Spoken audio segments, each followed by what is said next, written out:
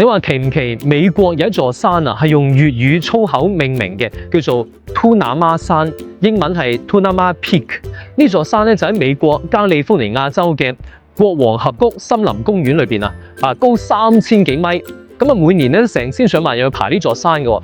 嗱，無論你係邊個國家嘅人，上到山咧都要用粵語講一句 Tunama。嗱，呢個粵語粗口咧，其實佢最早係來源於粵語嘅挑那媽呢個粗口嘅。嗱，我哋上一次講挑那媽呢個粗口嗰陣咧，仲係介紹喺明朝嗰陣嘅廣東第一武將啊，就係東莞人袁崇煥將軍嘅故事。嗱，袁將軍咧佢係廣東人啊嘛，佢手下嘅兵咧主要都係廣東廣西兵，都係講粵語嘅，所以佢次次帶兵打仗咧，為咗鼓舞士氣咧，都會講一句挑那媽頂硬上。嗱，係有歷史記載嘅。嗱，所以點解挑那媽呢個粗口咧會輾轉千里去咗美國喎，而且仲做咗一座山峰嘅名咧？嗱，今日同大家講講。首先咧，大家知道中國華人最早去美國咧就係180年前嘅美國淘金熱啊。當時喺美國發現咗金礦啊嘛，咁啊好多中國人咧當時咧就漂洋過海啦，去到美國嗰度掘金。嗱，佢哋咧就叫金山客或者叫金山伯。咁啊去到美國掘金掘咗20幾年啊，從1840年代到1860年代咧，啲金差唔多掘晒㗎。之後咧佢哋就分工去做其他嘢。咁啊，一部分人咧就去修美國嘅鐵路啊，咁啊美國嘅鐵路咧主要都係華工修嘅。另一部分人咧就去咗美國做唔同嘅工作啊，有人去做服務員啦，開餐館啦，開裁縫店啦。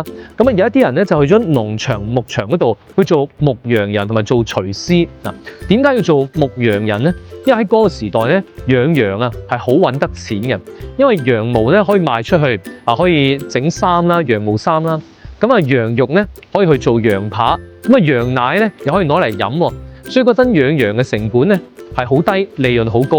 咁喺美國加利福尼亞州咧，嗰片係美國嘅西部啊嘛，嗰陣咧仲未開發嘅，仲係好落後嘅，真係叫地廣人稀。咁啊地大人少，所以養羊喺嗰度咧成本係特別低嘅。咁啊唔少美國人喺嗰度開咗農場牧場，咁啊需要大量嘅工人、牧羊人、廚師啦，咁啊好多華工就去應聘啦。咁啊，去到嗰度之後咧，大家知道羊咧肯定食草噶嘛。咁啊，羊食草咧係食完呢一片山，再去下一片山嗰度食，係咪？咁啊，周圍去嘅。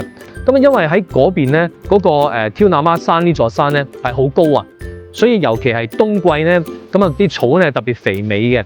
咁啊，當時咧，廣東嘅牧羊人、廚師咧，佢哋就係周不時要趕住啲羊啊去放牧，咁啊趕住啲羊去食草啦。咁啊，因為要行呢一座咁高嘅山行上去食草，咁啊次次行呢座山咧真係又高又斜，咁啊行到身水身汗，咁啊人喺攰嗰陣咧，咁啊好容易講粗口，會發泄下情緒嘅。咁啊當時嘅華工咧，主要都係廣東人為主啊嘛，咁佢哋主要都係四邑地區嘅，就係台山、開平、恩平、新會啊。咁啊四邑地區人去到嗰度咧，都係講佢哋家鄉嘅四邑話，即係都係而家嘅粵語白話嘅一個分支。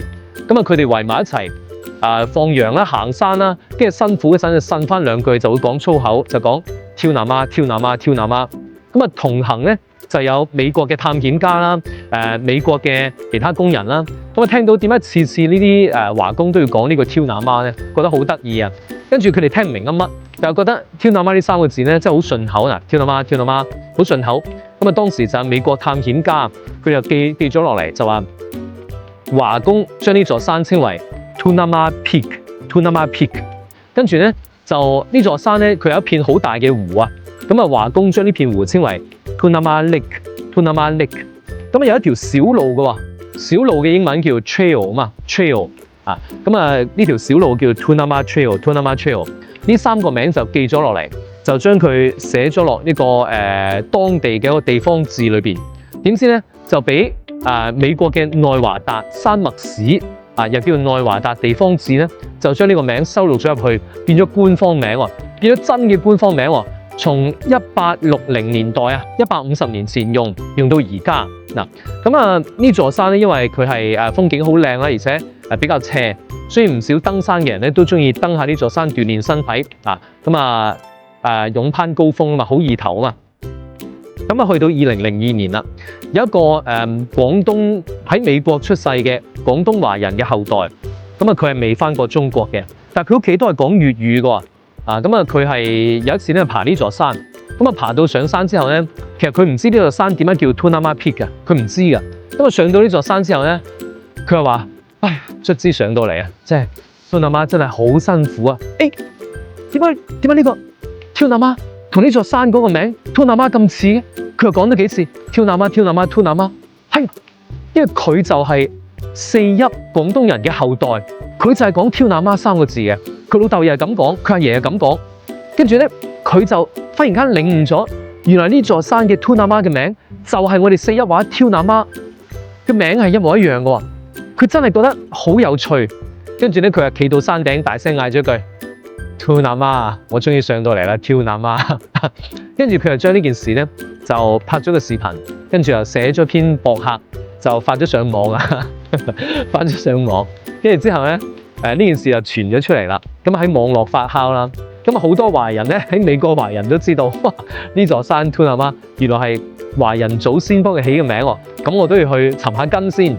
咁啊好多華人都去爬呢座山。嗱，你搜一搜啦，而家你喺嗰啲搜索網站你搜 Turnama Peak， 真係搜到呢座山嘅名㗎。咁啊，都未講完，其實Turnama 呢個字咧，其實而家喺即係廣東啊、香港啊、澳門啊，好少人講噶啦。但係咧，不得不講翻下咧，就係我哋之前提過啊，就係明朝嘅袁崇煥將軍咧，佢嘅呢個傳奇故事。嗱，袁崇煥將軍咧係東莞人啊嘛，咁啊佢喺廣西咧生活過嘅，所以咧廣東、廣西嗰啲兵咧係一直都聽佢講嘅。嗱，佢所處嘅時代就係明朝，咁啊明朝最後一個皇帝叫崇禎皇帝啊嘛。咁啊，崇禎皇帝咧，佢嗰陣咧，佢係同兩支軍隊對抗，一支咧就係李自成，李自成係民兵嚟嘅，另一支就係努爾哈赤、皇太極，佢哋係後金，係清兵。咁啊，崇禎皇帝咧就要袁崇煥咧去打擊呢兩支部隊啦。咁啊，主要同佢作戰就係清兵啊。咁啊，袁崇煥咧佢係文官嚟嘅，叫督師啊，但係佢係有武將嘅思維喎。所以咧，當時崇禎皇帝好信任佢，就將兵權交咗俾佢。咁啊，袁崇煥咧，佢帶兵打仗咧，因為佢係廣東人啊嘛，咁啊喺廣西大，咁啊肯定帶翻自己家鄉嘅兵咧，咁啊更穩陣啦。因為即係其他地方嘅兵咧，好難指揮，所以佢嘅親兵咧都係廣東、廣西人嚟嘅。咁啊，同佢打仗嗰陣咧，呢啲人咧就緊跟住佢嘅。咁啊，佢次次為咗激勵大家士氣咧，肯定要講啲即係有鬥志嘅嘢啦，冇可能好斯文咁啊！大家拼啊，大家搏啦，唔係咁啊，一定係講一句粗口，Turnama頂硬上。